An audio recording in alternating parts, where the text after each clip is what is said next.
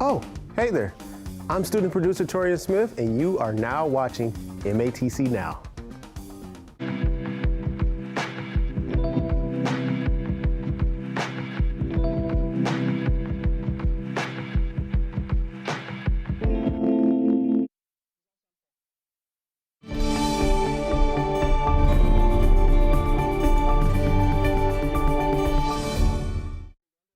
Graduation is not a goodbye. Many alumni find fulfillment in giving back to the institution that helped shape their lives. We get to learn how MATC's relationship with alumni continues well into their careers. We'll also explore a program in which students unite with their passion to create more opportunities for themselves. All this and more on this week's episode of MATC Now.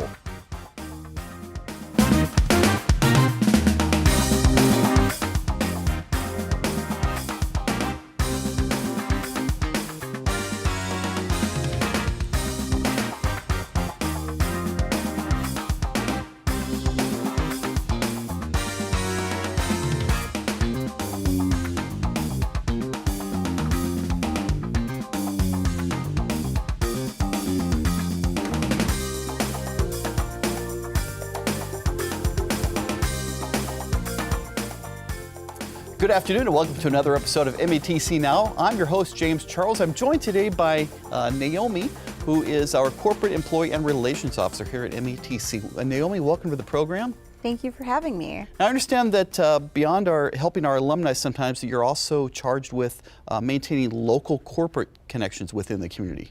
That's right. So as the Corporate and Employer Relations Officer for MATC Foundation, our foundation is the philanthropic partner of the college. So we work with donors and alumni to continue to invest in MATC students and giving back so that our regional economy and careers can continue to grow.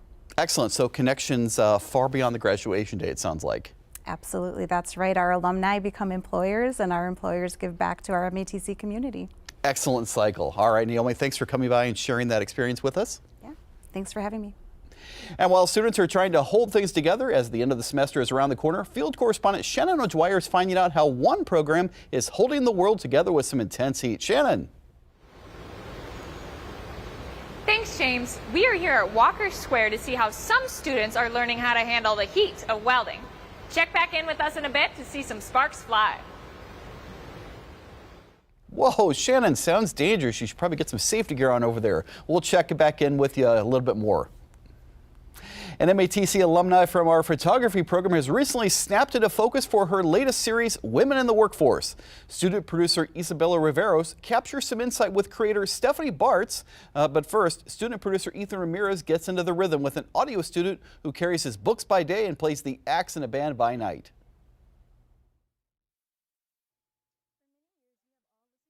Through devices such as phones, CDs, records, and cassettes. But the best way to listen to music is to experience it live. Listening to music directly from a band can have an amazing impact with their songs. I'm Student Passion Reporter Lasierra Flowers, and this is your Student Passion Report. What is that you feel when you play in a band? The only way to know is to be a part of one. Angel Rodriguez is a first-year student in audio production at MATC and is also a part of a band called Our Vanity. They balance responsibilities in life and also make sure they get the chance to rehearse their songs with their bandmates. What got me into music was probably Michael Jackson, because I would listen to him with my grandma a lot when I was a kid. And I had the wig and everything, and I had the glove, the sparkly glove. And so I would play the Michael Jackson Experience all the time on the Wii. And so yeah, I've always been around music, I guess. And then in high school, I just kind of was finally able to actually make it, because I understood oh yeah, you actually play the drums and you play the guitar and you play bass, and it makes something instead of just a bunch of random sounds I'm hearing that I don't understand. And how did that lead you into being in a band?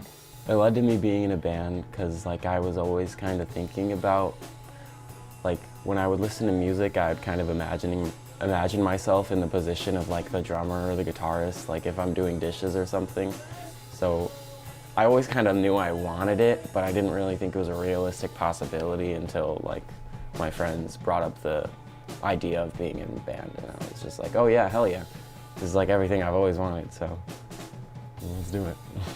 So playing with your bandmates and making music, What is the part that you love the most about it?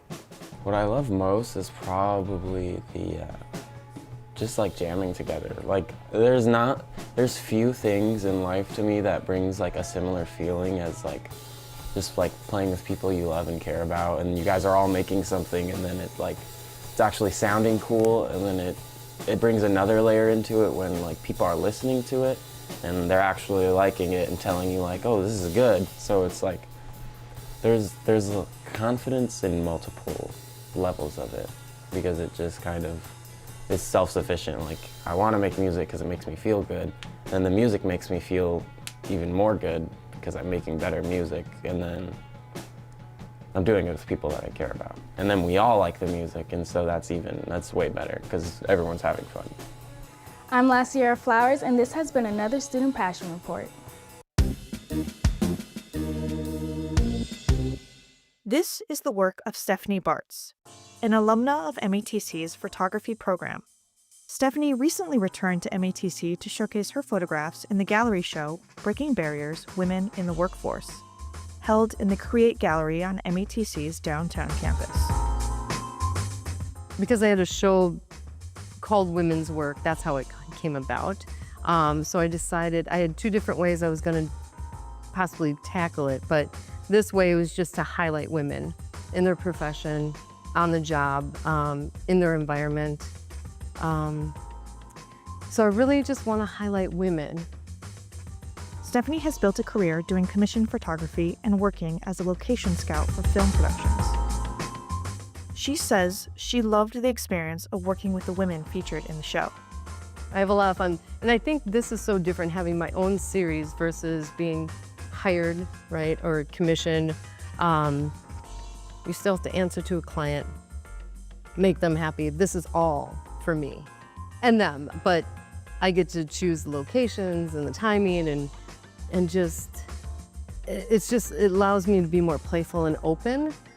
So that's what I've really been loving. And just also hearing their experiences has just been really rich and inspiring. This is Sarah, the drag racer that I met at Union Grove back in 2022. I met her at the very end of the season, so they were done racing. But she was still kind enough, so I went to her home. We set it up that way. She had to bring out the very loud drag racing car. I have 3 pilots that I photographed. Yeah, they're all, and it's all just organic. This is Karen, a welder and instructor at MATC. The 3 words I would use to describe her: energetic, generous, ambitious. She has some advice for students interested in photography. Some advice would be, and I learned this from another photographer, always keep your word. Always keep your word, that's big. That's just in life. And then also I have a lot of photographer friends. So I think it's important to have that in your group, so then when you have a difficult client or an issue, or you want to figure out the lens, or whatever it is, you have someone to go to. I think that's huge, to have a support system. This is going to sound cheesy, but I felt very proud of where I went. Not cheesy at all. Thanks for sharing your time, your talents with us as well. And looks like that one young man knows how to rock and roll all night and study every day. It's great to see alumni succeeding in their careers. Well, all sorts of projects around the world, such as cars, airplanes, machines, and pipes, need a steady welding hand to ensure the safety and integrity of the metal.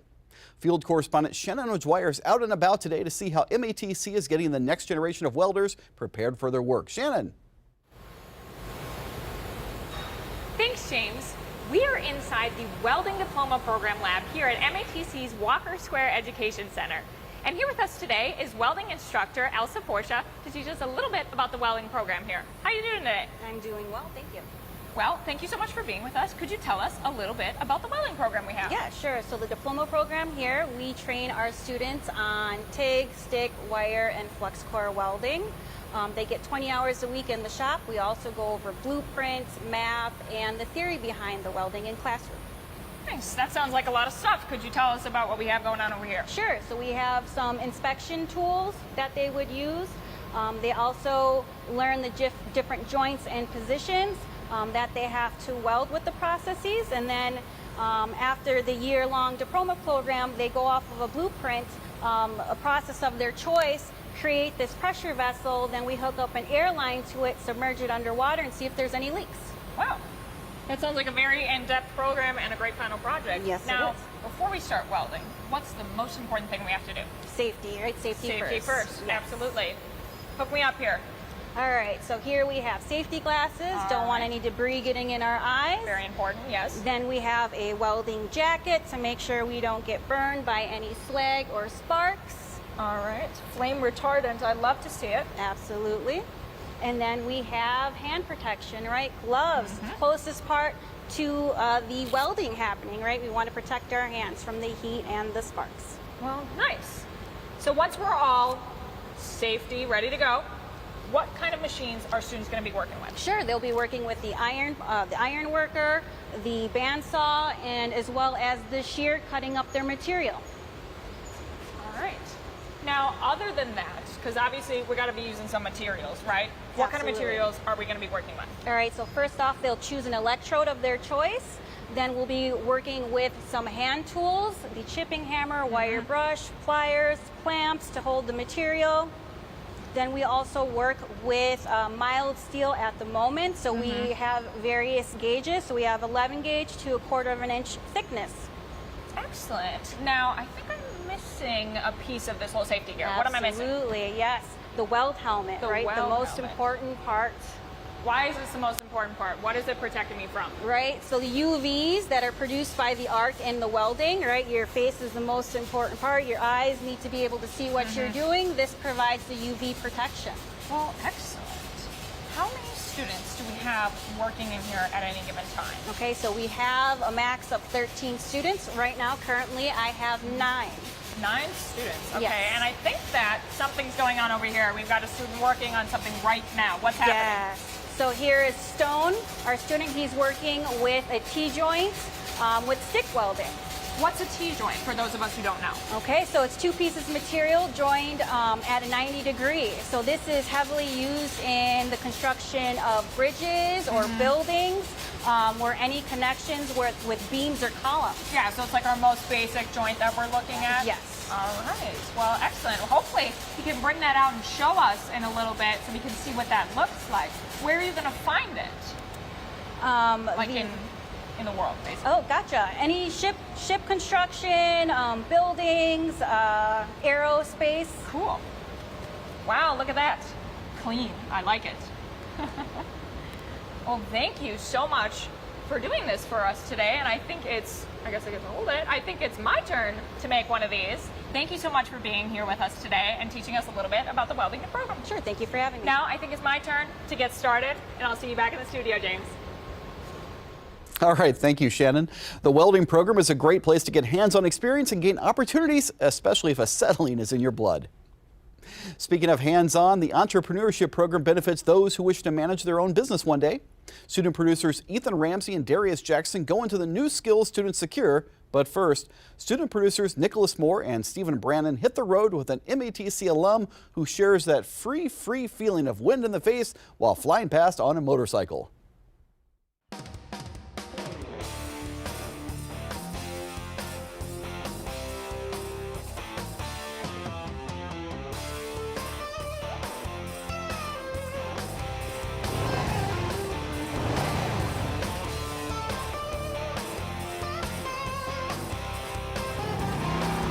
I've been riding for about 5 years now. What got me into riding was I actually started working for Harley-Davidson Motor Company, as you can see behind me here. They actually have a program where employees can train to learn how to ride motorcycles. Once I kind of got on the saddle and learned how to do that, it was kind of hooked from there. So this bike is cool because it offers a little bit of everything. On the right side of the bike here, we call this the A side. What that means, or the pipe side. This is kind of like when you're doing motorcycle photography, this is the side you want to focus on. This is where all like the juicy stuff is.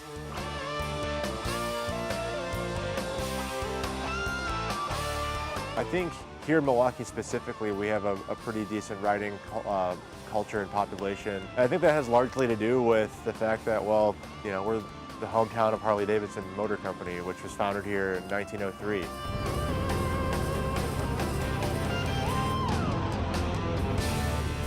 I've been riding motorcycles since I was about 8 years old. This is a 2004 Harley Street Glide. Her name is Dorothy because of the fact that it looks like the ruby red slippers. A whole lot of time. I have about 80 hours into the paint job itself, multiple layers of clear after the glitter's applied to it. Dorothy was in her first show this summer. At a bike show. Out of 82 bikes, it took first place, which made me very proud of the work that I did, and also the work that my bike builder did.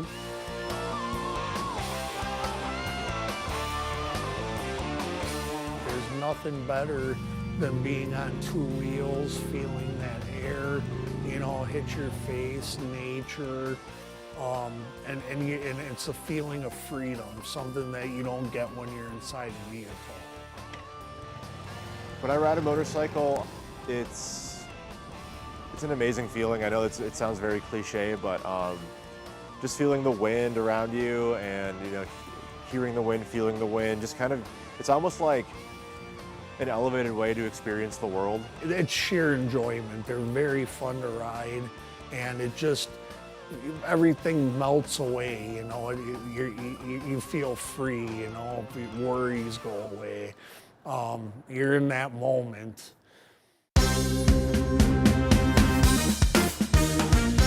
Have you ever had a brilliant idea or invention to create, but not know how to implement it?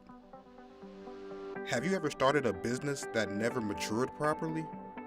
If yes, then there's a program at MATC that you need to know about. The Entrepreneurship program at MATC offers a certificate and a technical diploma for those willing to be their own boss. So we started the Entrepreneurship program in the summer of 2012. Students can expect to learn an abbreviated business plan, customer discovery, and communication methods to reach customers and maybe investors. One of the benefits of taking a course like this is you're going to have someone outside your mom and your favorite aunt telling you how to do things. And the other issue that I run into with students, new students coming in, is that they'll see things on YouTube, and on YouTube everything looks really easy. There is also an Entrepreneurship Center that is available to both students and staff located in room M319. The Entrepreneurship Center has, I guess, no defined purpose outside of sitting down and talking to people and kind of figuring out what they want to do with their business. Teaching entrepreneurship here at MATC, to me, is very rewarding, because my own view of entrepreneurship is it's not risk-taking, it's not a lemonade stand, it's not a fun thing to do. Here at MATC, with my students, it's a way that they can feed their families, just like it was for me. There were times where I couldn't find a job, so I started my own businesses and I survived. And so here at MATC, I see that exact same mindset, where it's a very serious mindset. It's a very serious attitude towards entrepreneurship. It's not like a wish or a fun thing to do. It's basically your job. My experience at MATC was life-changing. It was at a point in my life where I needed some direction. Right now, I'm the executive director of Cream Skills, Inc., a nonprofit organization. It was early 2015, I would say. After graduating, I was looking for partnerships, and it made sense for me to come back to MATC, where I found a great partnership, and it's still thriving till this day. Armin helped me out tremendously. Ever since we met in 2015, I came to MATC looking for support. My department, they weren't able to assist me, so I was kind of sad, and I'm walking down the hallway with my head down, and I look up and I see this door say Entrepreneurship Department on it. And I just say, you know what, just knock on the door, and there you go. Armin, he opens the door, and he listened to me. He opened his ears to me, and from that point on, we just established a long-lasting relationship, and he ended up becoming the vice president of Cream Skills, Inc. I would definitely recommend MATC to other entrepreneurs, specifically young entrepreneurs who I actually work with. And I always encourage them to attend MATC because it benefited me so much. So I would definitely encourage entrepreneurs to attend MATC. It's a great choice. If owning a business is in your future, make sure to stop by the center and talk to Armin. He may even let you touch the gavel. Motorcycle culture is really prevalent in Milwaukee, and with summer coming, it also brings many events and opportunities to get out there on the open road with those two wheels. Just make sure to wear that helmet. Although he's not an alum quite yet, we are joined today by Ramiro Quintana Romero, who is the public face and voice for upcoming MATC students. Ramiro, thanks for being here today. Yeah, thank you for having me. Now, in addition to being a student here in the real estate broker associate program, you're also our student recruiter, and I know you go through many programs and many opportunities in the community to bring new faces into MATC. Tell us about that, please. Yeah, no, absolutely. So, being a student recruiter, you're out and about all around the community, all around Milwaukee. Any events, really we're getting the MATC programs out, we're getting just the word out of the possibilities that students can do. We saw some examples of welding, some examples of trades are the heavy programs students are into, but we also let them know that there are possibilities for them to transfer over if a 4-year is the goal. So MATC can definitely help them out every single step of the way. Right, okay. Yeah. Absolutely. And Ramiro, I know I see you around campus all the time and out in the community. Tell me, how do you balance being a student and working here at MATC in such a vital role? Yeah, no, absolutely. It has to do with a lot of self-dedication, I guess. You have to be really dedicated to what you're doing, dedicated to all of the tasks at hand, and just really kind of keeping that mental note of what you got going on next. It is a lot of what we do, but it takes a team. So we're a small but mighty team of about 6 of us. And man, when I tell you this year has been crazy, it honestly, amongst us 5, we keep it up, and everybody on campus, teams on campus. So. Now, in addition to face-to-face meetings and recruiting events, I know that you also engage social media and the internet for marketing the program. How do you do that? Oh, you mean our show? Yes, tell me about that. Yeah, so we, in the recruitment department, my colleague Jessica leads our MATC Orgullo en Vivo Spanish Facebook live show, and I co-host with Jessica. So we interview some of our MATC staff, past students, current students, just so that our Spanish-speaking audience, students, incoming students, they know exactly what MATC is all about. Excellent. What the program. Excellent. And they can check you out on Facebook and see that in vivo. Absolutely. All right. Well, thanks for telling us about that. And, most of us like to stick to what's familiar when it comes to our food, but here's one lady who always draws me out of my gastronomical comfort zone. Let's see what Chef Aiyana is preparing for us in the kitchen next door today. Chef, what smells so good over there today? Hello, everyone. Today I'll make a classic toasted grilled cheese sandwich, but this time with a twist. The grilled cheese is a staple comfort food that can be enjoyed any time of the year and will fill you up without emptying your wallet. For our ingredients, I've brought 2 slices of American cheese, 2 slices of whole wheat bread, 1 pickle, and salted butter. Make sure you also have a small skillet to grill the bread on and a knife to spread the butter. A cool thing about grilled cheese sandwiches is that they are so easy to personalize to your heart's content. Let's get cooking. The first step is to set your stovetop to medium. Remember that each stovetop is different, so choose what is appropriate for your model. I'm going to grab some slices of bread and some butter.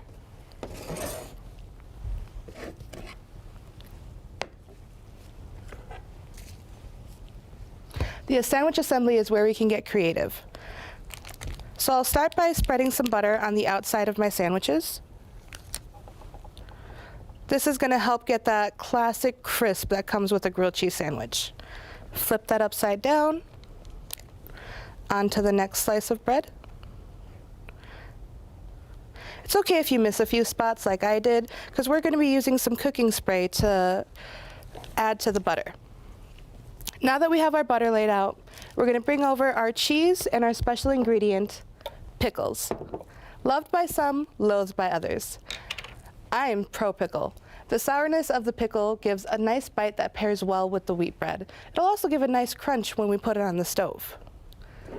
So I'm going to start with layering my pickles and then adding my slices of cheese.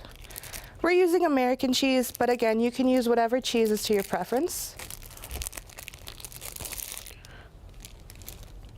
We put our sandwich together, and now remember to spray the pan. Before you put in your sandwich, you don't want it to burn to the pan. Yeah, you know it's cooking when you can hear that sizzling. So the great thing about grilled cheeses is that they're so easily customizable, right? Like I said. So here we have pickles and American cheese. But if you don't like pickles, you don't have to add pickles. Or if you don't like this kind of pickle, which is the sandwich slice, you can go for the nickel slices, which are the circle ones. Or you can go for the snackums, which are the baby pickles that are a lot more crunchier and, in my opinion, have more of that classic pickle flavor, right? You can also use different kinds of bread. So we're using whole wheat bread. You can also use honey wheat, white bread, ciabatta bread, or a baguette, whatever is your preference, again. And for the fillings, you can use Gruyere cheese, provolone cheese, Gouda cheese, white cheddar, classic cheddar, anything that really suits your fancy. I'm going to make sure that this is down nice and tight. Ooh, ripped up some butter with that. All right, we're gonna give this a flip. Look at that. That sizzle is beautiful. It's essential to flip the bread to ensure that the slices are toasted evenly. The key is to get a nice golden brown, but again, it's all down to your personal preference. If you want it darker, leave it in the skillet longer. Here is a completed sandwich that I put together earlier. As you can see, everything melts together so nicely into a yummy grilled cheese sandwich, a timeless classic with a twist that will satisfy you no matter the season. Thank you for tuning into today's cooking. Back to you in the studio. Chef Aiyana. Now, let's see what James has for us in this week's MATC Minute. The spring semester is almost over. Just a quick reminder for registration for summer and fall, it's now open. If you haven't already, make sure to log into self-service to plan to register for your courses.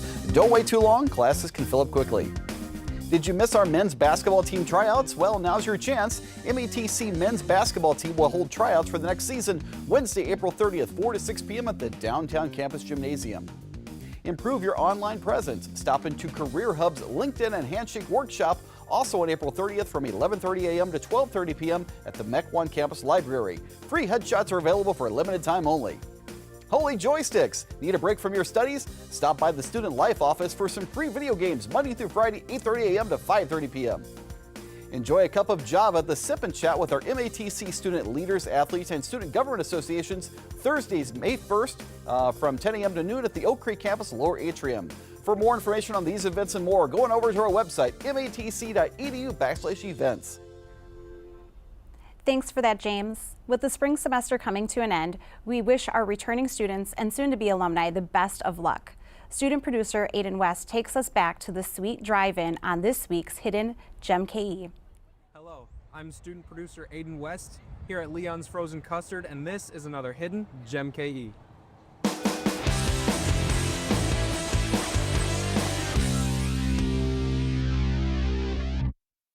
When people think of Wisconsin, one of the first things that come to mind might be frozen custard. Leon's Frozen Custard has been hiding under our noses for over 80 years. Leon's was created in 1942 with one goal in mind, to serve custard to the people of Milwaukee. But that's not all they serve. With malts, shakes, and a soda fountain, you'll always have something to keep you cool in the hot weather this summer. Just in case a few scoops of frozen custard weren't enough, they also have a limited sandwich menu to choose from as well. Leon's is located on the corner of West Oklahoma Ave and South 27th Street, where it has been run by the same family since its founding in 1942. Although the building has changed since its creation in 1942, the classically styled drive-up diner still remains a staple here in the community. I'm student producer Aiden West, and this has been another delicious Hidden Gem KE.